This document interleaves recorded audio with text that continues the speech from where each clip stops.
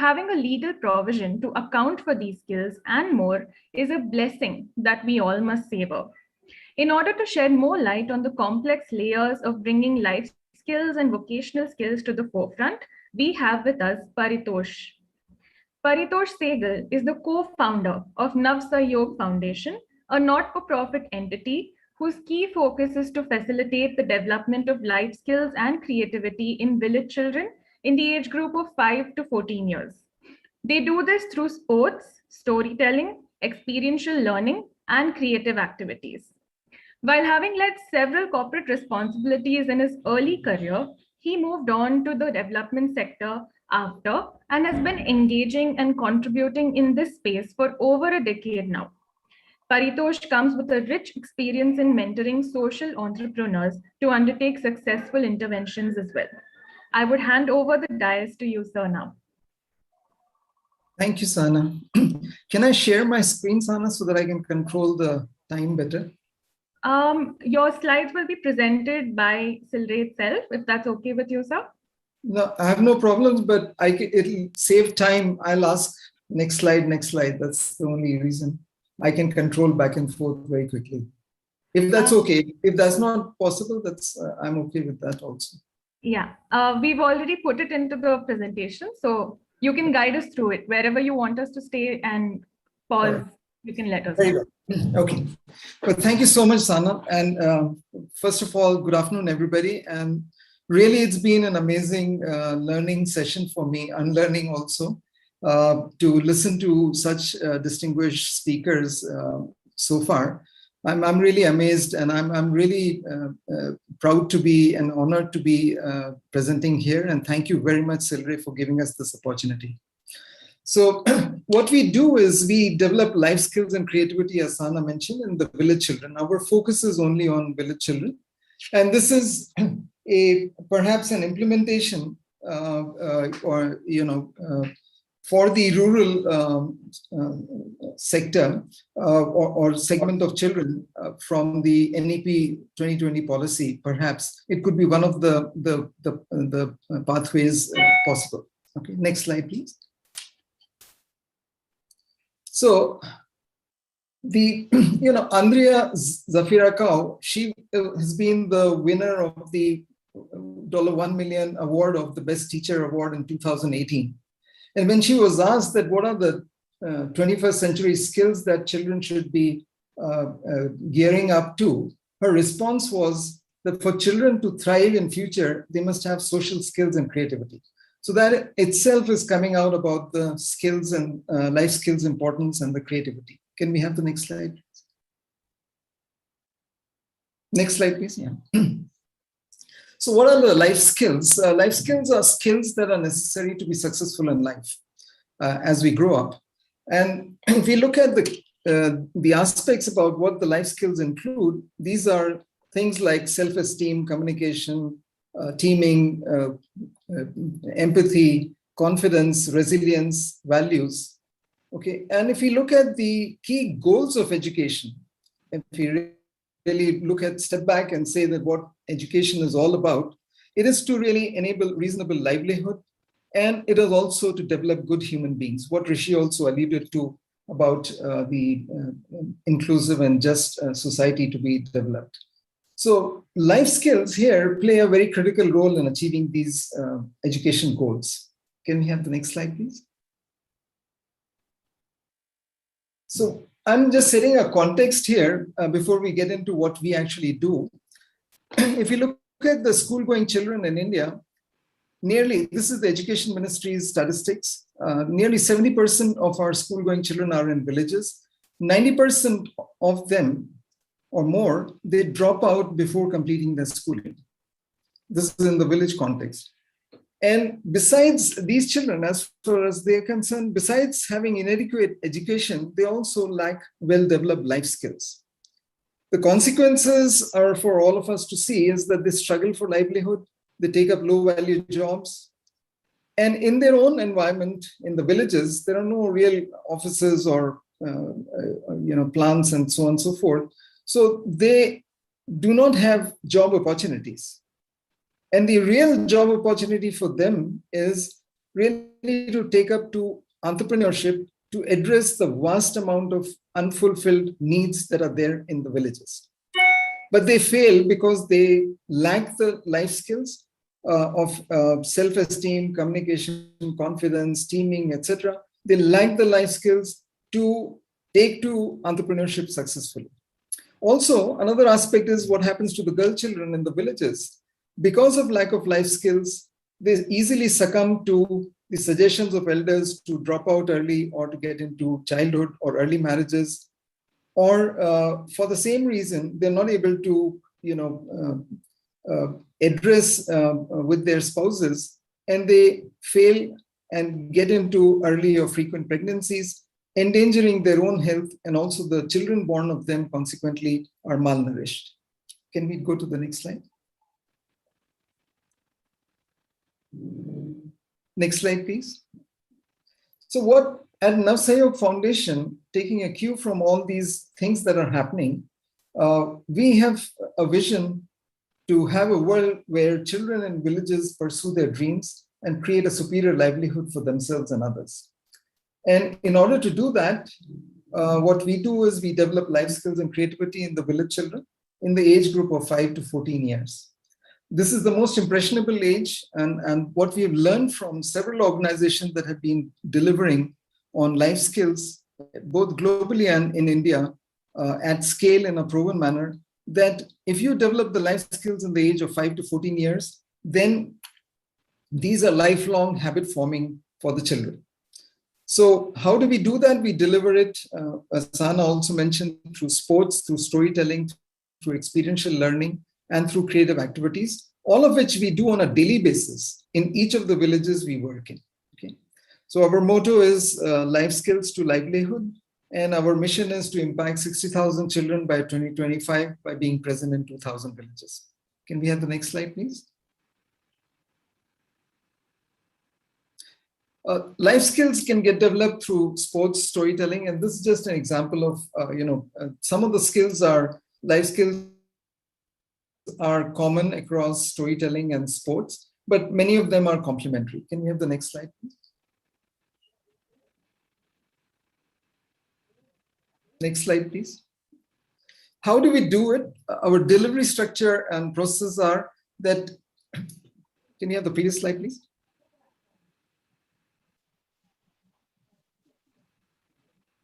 So how do we deliver is that in each of the villages that we operate, we appoint a village coordinator. Typically, this is a lady in the age of 18 to 40 years.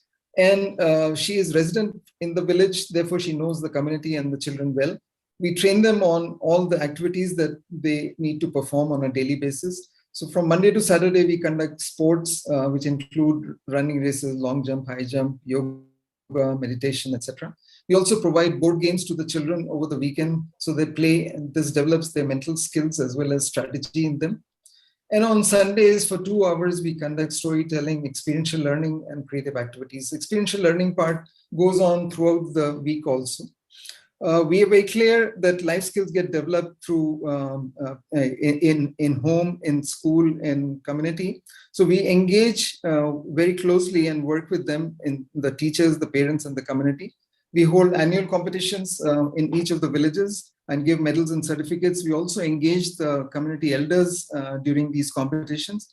And every month we select a boy and a girl in every village, and then we give them the Star of the Month award based on 6 key life skill parameters that we monitor, and the children that show the maximum improvement during the month across those life skill parameters are the ones that are recognized in front of the children.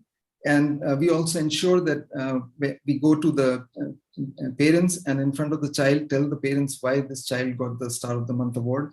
And similarly, we go to the school and in front of the child, tell the HM and the teachers that this child got the Star of the Month award this month, and here are the reasons why. The self-esteem really goes sky high, and all the other children really strive to win the Star of the Month award. We have well-documented processes and checklists. Can we go to the next one, please? Can you go to the next slide, please? So there's kind of interventions that we do on a daily basis. In the past, prior to the pandemic, We were doing contact sports also, which we have suspended, like Kho-Kho, Kabaddi. All our sports are traditional Indian sports. Long jump, high jump. And can we go to the next slide, please? Next slide, please. Yeah, and this is just again representation of the storytelling, the creative activities the children go to, the board games. Again, we use traditional Indian board games. The star of the month, the child is with the grandmother, and there are some of these activities like Rangoli competition done by the women, elder women in the community, and then giving the awards to the elders also in the community. Can we go to the next slide, please? This is just an idea about the kind of creative activities that children engage in during our program. And we also celebrate Gandhi Jayanti, Children's Day, Independence Day, Republic Day, etc. And it's very, very creative in terms of using the common things that are available with the children, the leaves, the shells or the waste vegetables, and they come up with beautiful creative activities. And we perform yoga and meditation also. Next slide, please. So this program of ours is actually designed for the village context. So it addresses the key recommendations on the holistic development of having life skills developed in the children and creativity developed in them. So NEP 2020 recommendations are addressed by this, and it complements the school system. It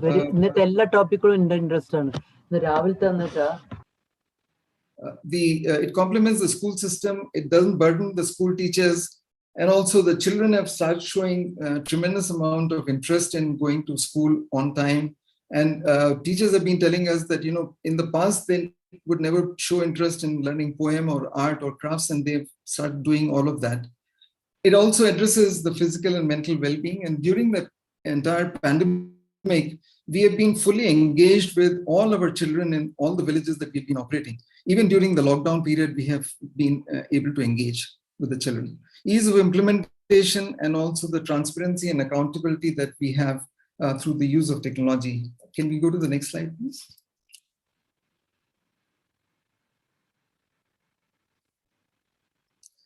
So currently we are present in 125 villages across Tamil Nadu and Karnataka, where we do this activity on a daily basis. And we value diversity. So approximately 60% of the children in our program are girls. And our team members, which is about 137 plus, 97% of them are women. And among the women team members that we have, 97% of them live in the villages. Can we go to the next slide, please? So that's just the contact details are there. We'll be very happy if there are any interest in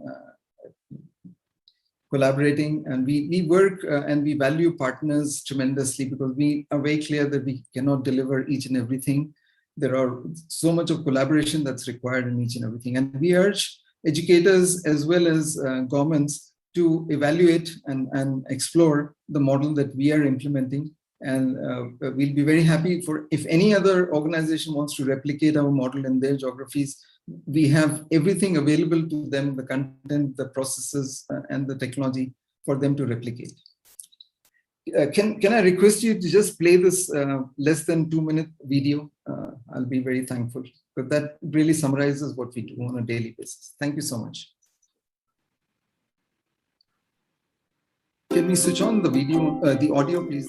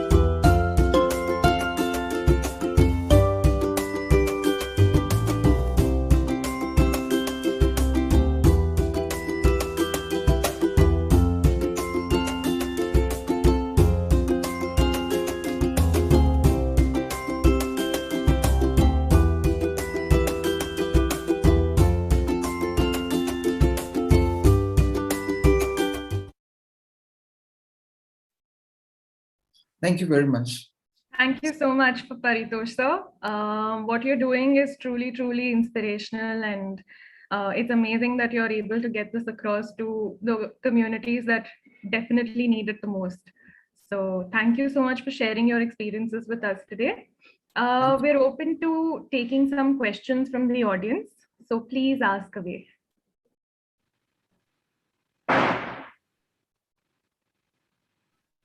Any questions coming in?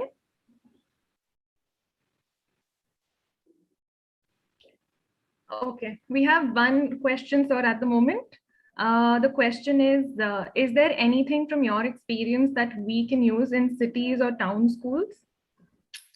Yeah, I think the part, again, Ananti, thank you for asking that question. The whole thing is that if you really look at the education system, 70% of our school-going children are in villages.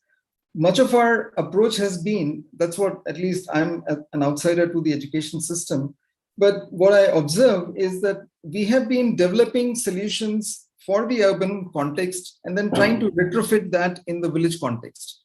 So I'll just give an example very quickly. What I'm seeing is that one model should not fit all. So we should look at contextually what is really required and will work in what context.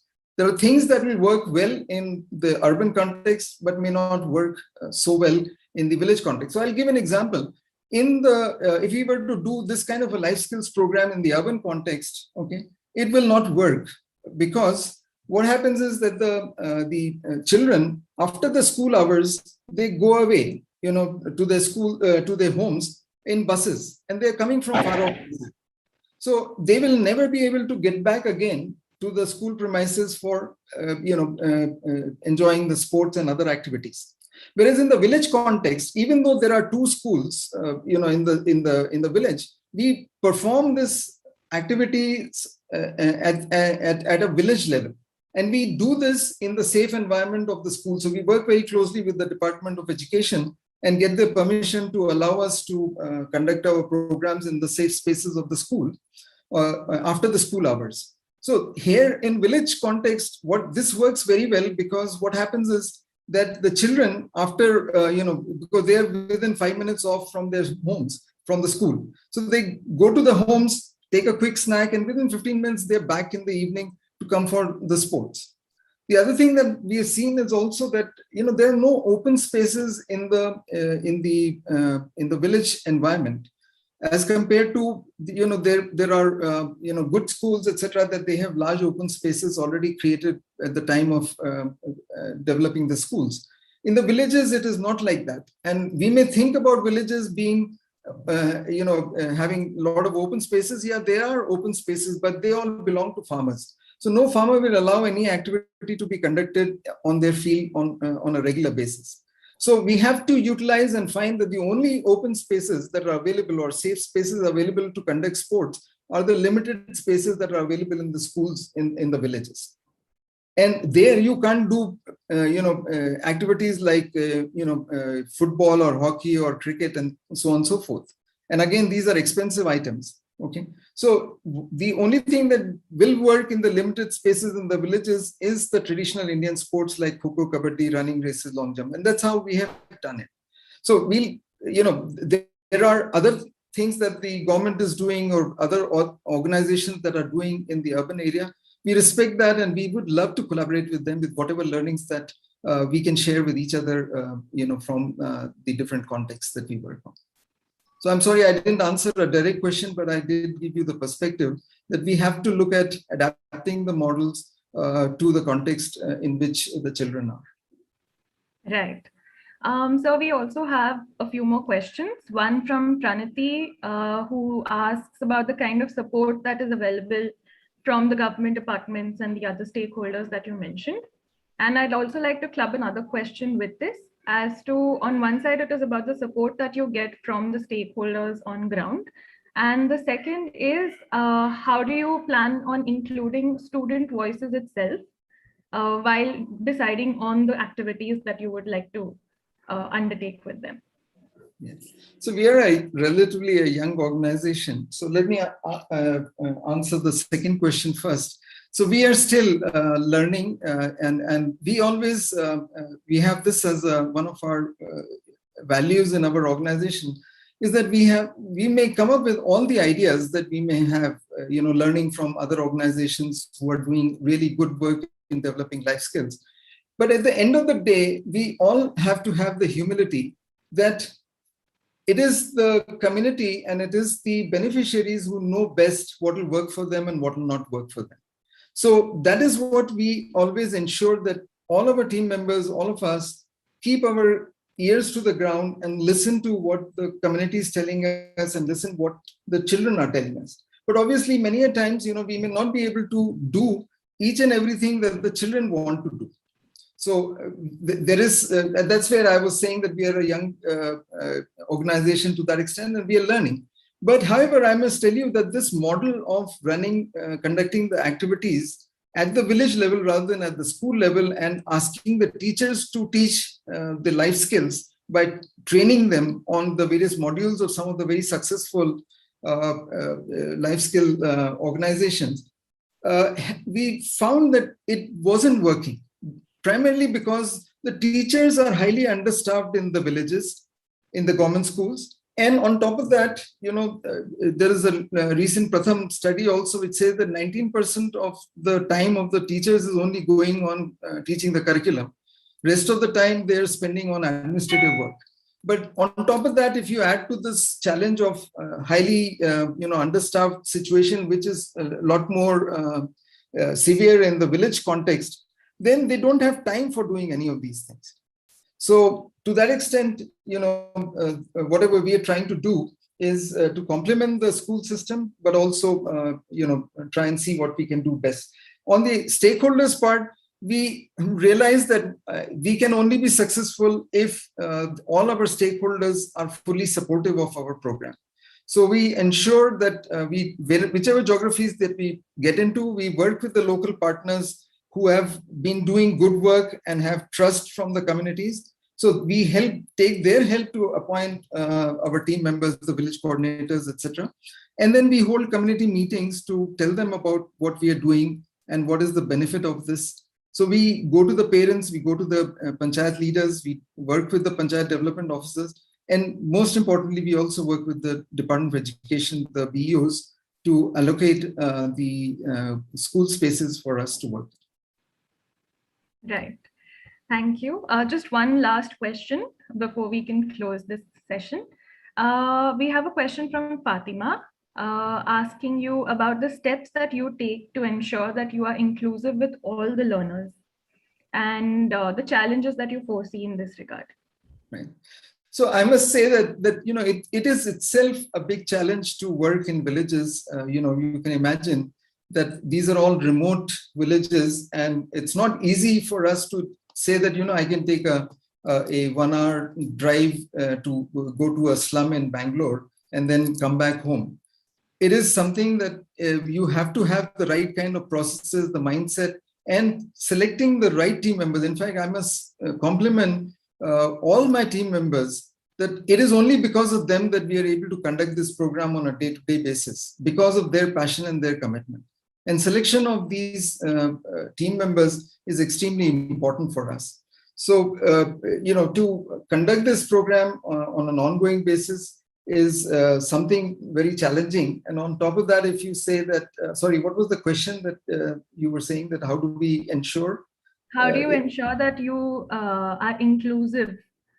Inclusive. Yeah, right. So on the part of the inclusivity, we do not have all the skills to address for the children. So if there are children who have mental disability or have physical disability, then we are not yet geared to provide the right kind of sensitivity and the training of our staff to handle these cases. So we always look up to either the schools or other educationers or other not-for-profit organizations that are better equipped to do that. So we collaborate with them wherever possible.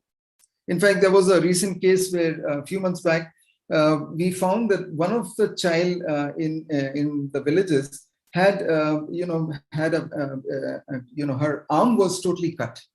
So when we came to know about that child, we actually approached a not-for-profit organization who deals with prosthetic arms and limbs in Pune. And we have connected the child with them and the parents also with them. And they are saying that they will provide in a few months' time the arm to the child at no cost. So those are the kind of things that we can deal with, but we don't have ability to deal with it directly ourselves.